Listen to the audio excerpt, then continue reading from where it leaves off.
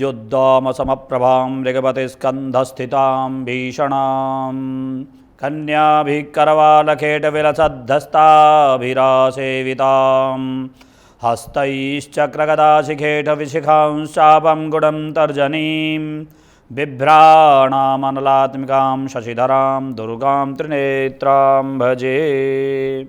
आज हम नवरात्रों में कैसे घट का स्थापन करना चाहिए, कैसे माँ भगवती दुर्गा का स्थापना करनी चाहिए, कैसे गणेश जी की स्थापना करनी चाहिए और कैसे हमको पूजा करनी चाहिए, इसका विधान बताएंगे।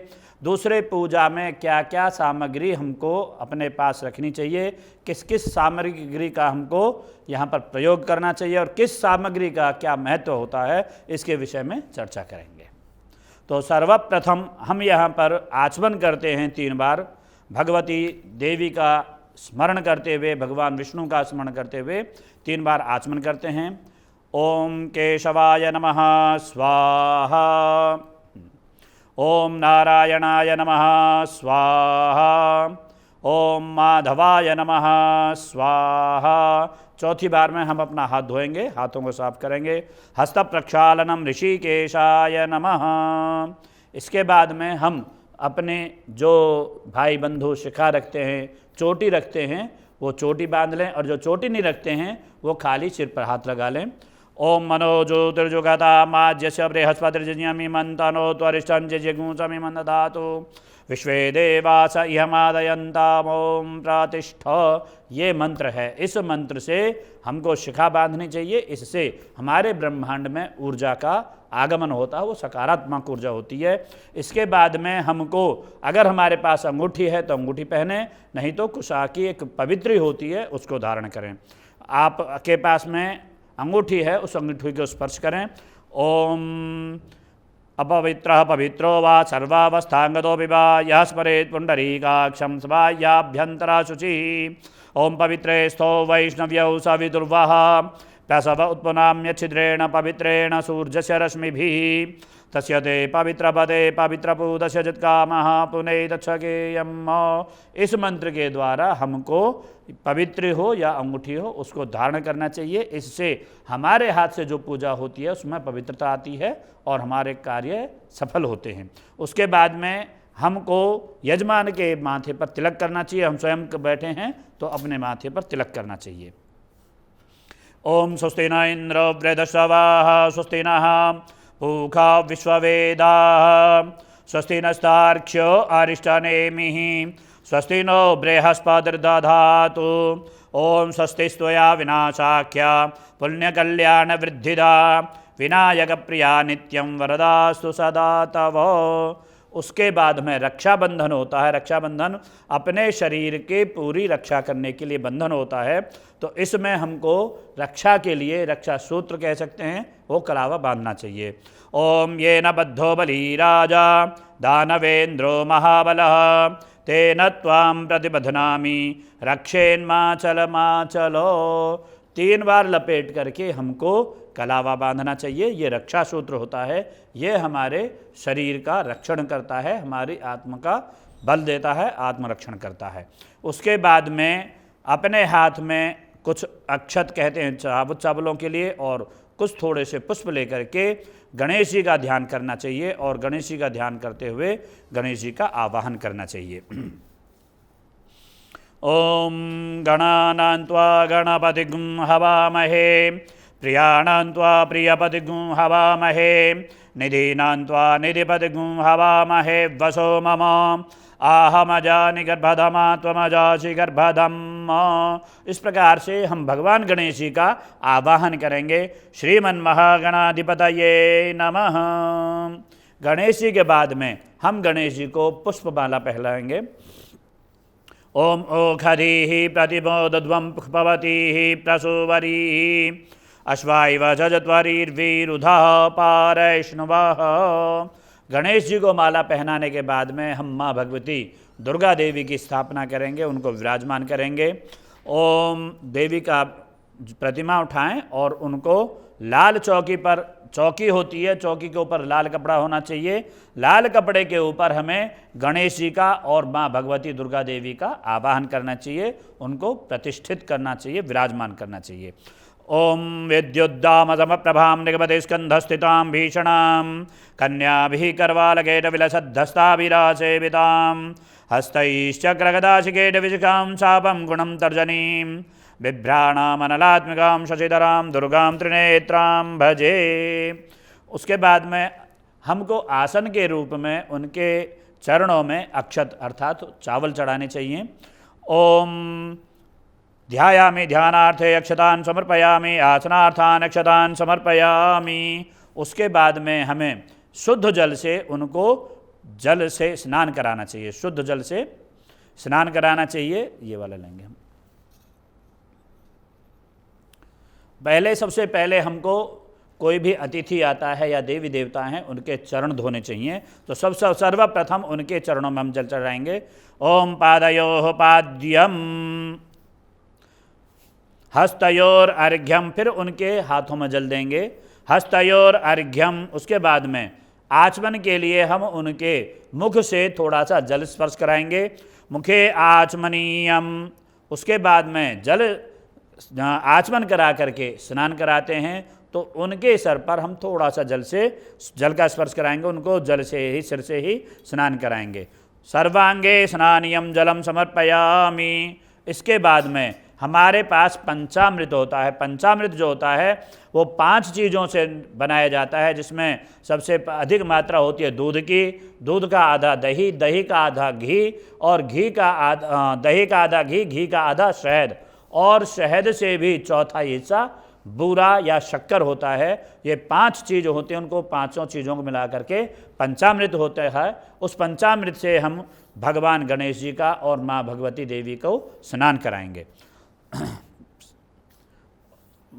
ओम पंचनद्यः सरस्वतीमपि यन्ति सुषोदशः सरस्वती तु पंचधासो देशे भवत्सरिता। उनको पंचामृत से स्नान कराने के बाद में फिर शुद्ध जल से उनको स्नान कराएंगे, और शुद्ध जल से स्नान कराने के बाद फिर हम माँ भगवती को वस्त्र पहनाएंगे। सबसे पहले हम नीचे का वस्त्र पहनते हैं, तो नीचे का वस्त्र होना चाहिए। नीचे के वस्त्र के लिए इस समय हम कलावा जो है उस कलावे को उनके चरणों में समर्पित करेंगे, कलावा उनके चढ़ाएंगे।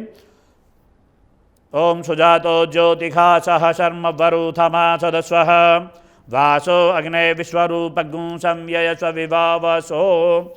तो सबसे पहले हमने उनको नीचे वाला जो अधो वस्त्र होता है वो पहनाया, फिर हम जनेऊ पहनते हैं। उसके बाद में हमको जनेऊ के रूप में भी उनको कलावा चढ़ाना चाहिए, कलावा चढ़ाएंगे। ओम यज्ञोपवीतं परमं पवित्रं प्रजापतेर्यत्सहजं पुरस्तात् आयुष्यमग्रं प्रतिमुञ्च शुभ्रं यज्ञोपवीतं बलमस्तु तेजः यज्ञोपवीतमसि यज्ञस्तुत्वा यज्ञोपवीतेनोपनय्यामि।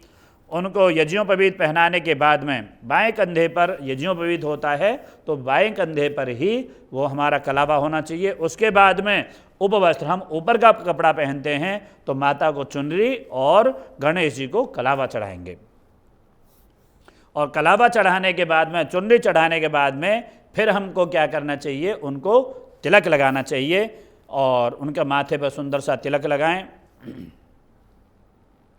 ओम जुवासुवासाः परवीत आगात् सौश्रेयान् भवति जायमानः तन्धीरा शक्कवनयन्ति स्वाध्यो मनसा देवयन्तः। ओम तांगन्धर्वा अगनौ स्वामिन्द स्वाम बृहस्पतिः तामो गधे सोमो राजा विद्वान्यक्ष्मादमुच्यत। ये तिलक लगाने का मंत्र है देवताओं को, इससे हमने तिलक लगाया। तिलक लगाने के बाद में अनेकों प्रकार के अलंकार होते हैं, वो देवी देवता पहनते हैं। तो जो चावल होता है, वो साबुत चावल होता है, वो इन सब चीज़ की पूर्ति करता है, तो इसलिए उनको हम इनके रूप में चावल चढ़ाएंगे। ओम अक्षन्नमी मदंतजव प्रिया धूघत अस्तोघत स्वभानवो विप्रान विषयामति जो जानमिंद्रते हरि। उसके बाद हम माता को और गणेश जी को पुष्पमाला पहनाएंगे, और विशेष रूप से माता जी को हम पुष्पमाला पहनाएंगे, क्योंकि हम गणेश जी को पहले ही पहना चुके हैं। तो यहाँ पर हम माता जी को पुष्पों की माला पहनाएंगे। ओम सुजातो ज्योतिखा सह चर्म वरु थमा सदस्वः वासो अग्ने विश्वरूपगुं संययस्व विभावसो। माता जी को पुष्पमाला पहनाने के बाद उसके बाद में हमको उनके चरणों में पुष्प चढ़ाना है। छोटे छोटे लाल पुष्प हों, सुंदर पुष्प हों, वो हम माता जी को और गणेश जी को चढ़ाएंगे। ओम ओखधीः प्रतिमोदध्वं पुष्पवतीः प्रसूवरीः अश्वाइव छजत्वरीर्वीरुधः पारैष्णवः। पुष्प चढ़ाने के बाद में हमारे पास में सुगंधित द्रव्य इत्र होता है, वो इत्र हमको चढ़ाना चाहिए। और गुलाब का इत्र हो तो वो सबसे अच्छा होता है, तो गुलाब का इत्र सबसे पवित्र भी माना गया है। ओम अहिरिवत्यम्बगंजजामहे सुगंधिम पुष्टिवर्धनम उर्वारुगमिव बंधनान् मृत्योर्मुक्षीयमामृता। तो सुगंधी द्रव्य चढ़ाने के बाद में फिर हम उनको धूप दिखाएंगे। धूप दिखाने के बाद में दीप जलाते हैं, दीप दिखाना चाहिए। और दीप दिखाने के बाद में, ज्योत दिखाने के बाद में जला सकते हैं।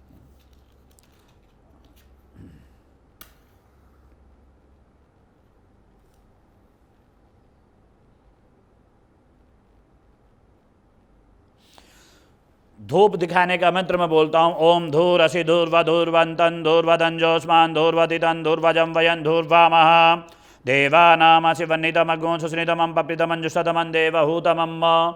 इस मंत्र से हमको देवी देवताओं को, माता जी को, गणेश जी को, सभी को धूप दिखाना चाहिए। धूप के बाद में फिर दीप जला करके दीप दिखाना चाहिए। और दीपक जलाने का मंत्र है ओम चंद्रमा मनसो जात चक्षोः सूर्यो अजायत श्रोत्राद्वायुष्य प्राणश मुखादग्निरजायत दीपम संदर्शयामि। इसके बाद में हमको दीपक दिखा करके माँ भगवती को ज्योत दिखा करके उसके बाद भगवती को और गणेश जी को भोग लगाना चाहिए। भोग में हम पंचामृत और मिष्टान, मिष्टान में कोई भी मीठी चीज़ आ जाती है, वो मीठी चीज़ का भोग लगाना चाहिए। ओम अन्नपदे नश्यनोदे जनमीव सुखमीणः प्रपदातारंतारिख ऊर्जन्नोधे द्विपदे चातुकपादे यथा वेदेयम नैवेद्यम निवेदयामि। नैवेद्य भोग लगाने के बाद हमको हाथ जोड़ करके उनको निवेदन करना चाहिए। और जल से छींट, भोग के ऊपर जल से छींट लगानी चाहिए, क्योंकि ऐसी चीज़ों में हर किसी का हाथ लगता है तो उसमें शुद्धि करना जरूरी होता है। यथा विधेयम नैवेद्यम निवेदयामि नैवेद्यम जलेन संप्रोक्ष्य धेनु मुद्रया अमृतीकृत्य। हमारे शास्त्रों में कई प्रकार की मुद्राएं होती हैं, तो जब हम भोग लगाते हैं तो इसमें कुछ मुद्राएं हैं, वो मुद्राएं मैं करके दिखाता हूँ। यथा विधेयम नैवेद्यम निवेदयामि नैवेद्यम पुरतः संस्थाप्य जलेन संप्रोक्ष्य। ये धेनु मुद्रा है। धेनु मुद्रा अर्थात जो गाय होती है उसके 4 थन होते हैं, उनमें से दूध निकलता है, तो वो मुद्रा हमको करना चाहिए।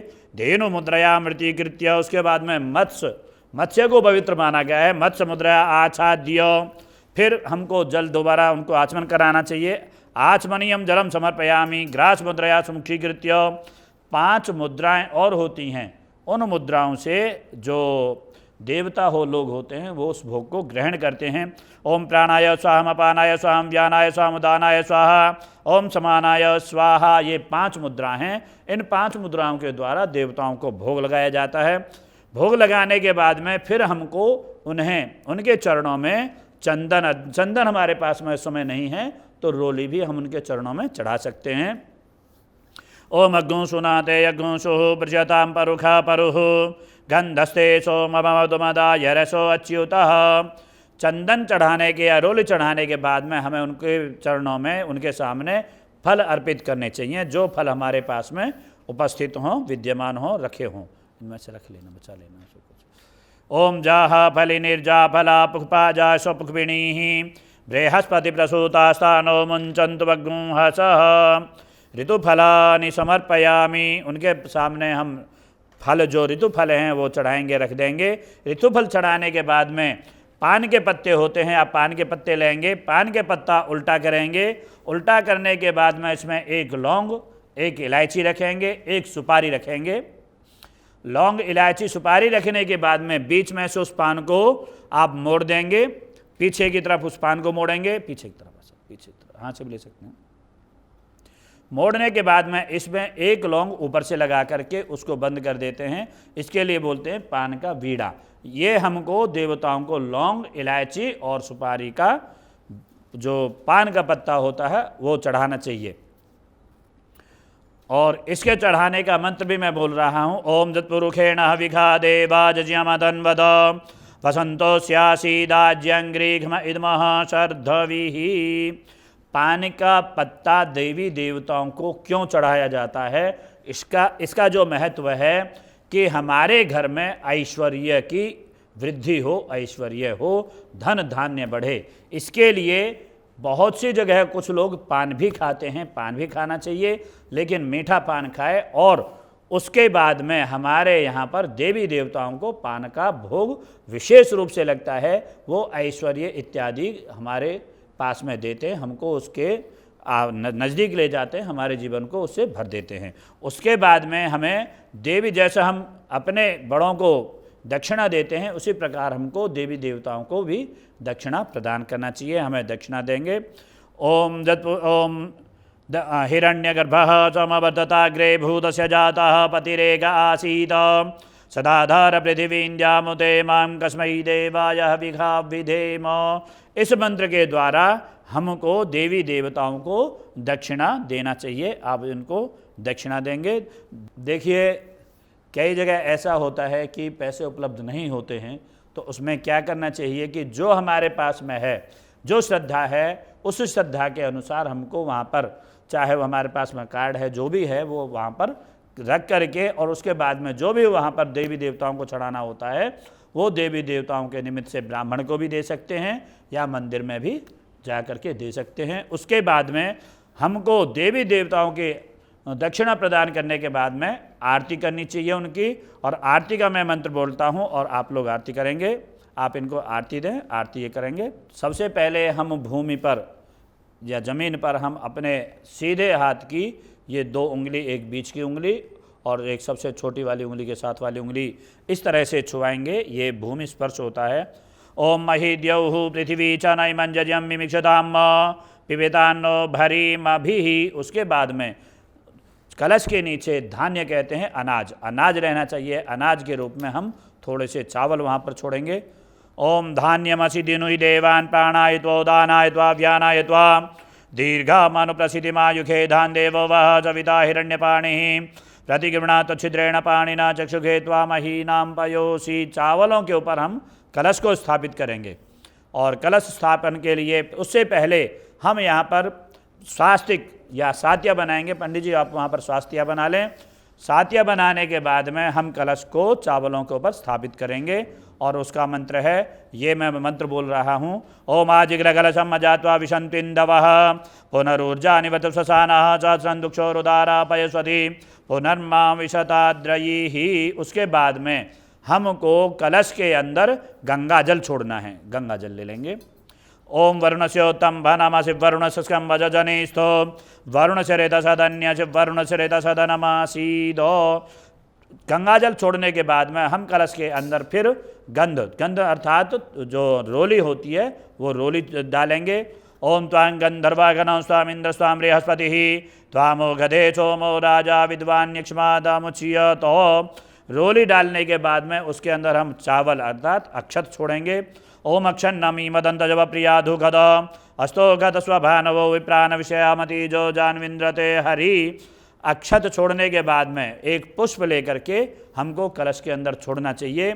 और पुष्प छोड़ने के बाद में फिर हमको कलश के ऊपर 5 पत्ते या 7 पत्ते आम के हों वो रखना चाहिए। और उसके बाद में हमको चावल का भरा हुआ बर्तन उसके ऊपर रखना चाहिए। इसको शास्त्रों में पूर्ण पात्र कहा गया है। पूर्ण पात्र का मतलब ये है कि ये पूरा भरा हुआ चावल या जो भी अन्न है वो उससे होना चाहिए।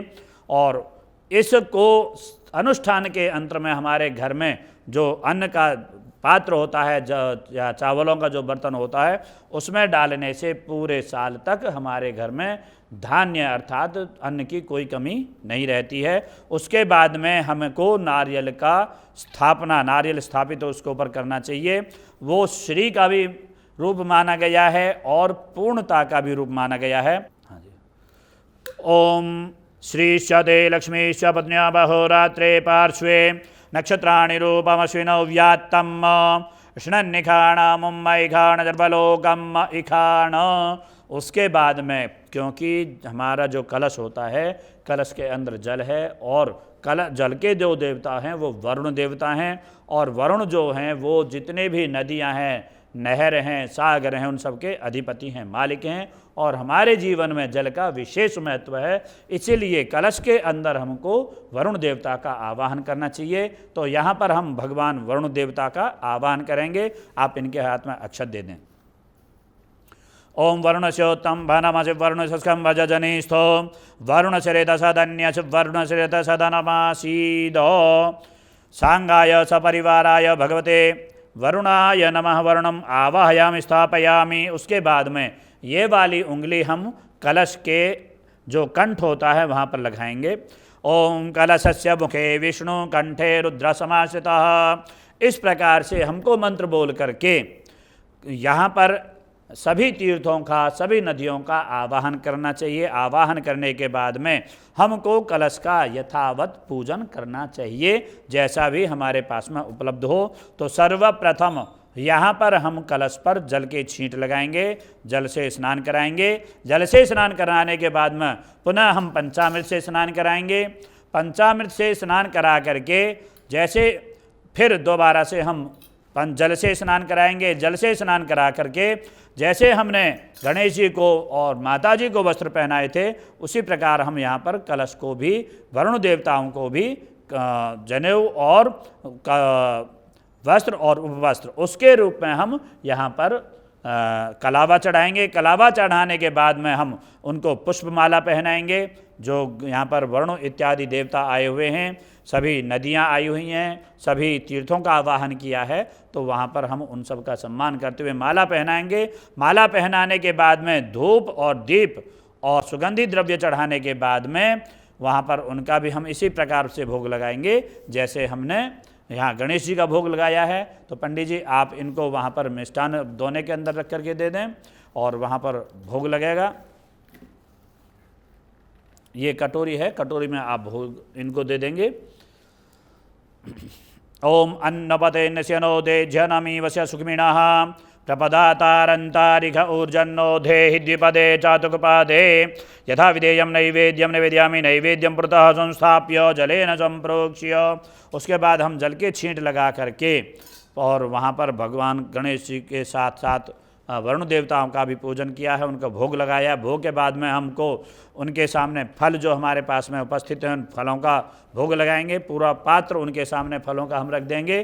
पात्र रखने के बाद में उनके सामने भी हम जैसे हमने गणेश जी को, देवी माँ को पान लगाया करके दिया है, वैसे ही हम उनको पान लगा के देंगे। और पान का भी लगाने का विधि होती है, तरीका होता है। वो पंडित जी आपके सामने पान लगा रहे हैं। बीच में से आप पान को इस प्रकार से मोड़ देंगे और मोड़ने के बाद में ऊपर से लौंग लगा करके उनको समर्पित कर देंगे। ओम दत्पुरुषेण अभिघा देवाजमदन्वद फसंतोष्यासीदाज्यंग्रीघमैद्मः शरद्धविहि।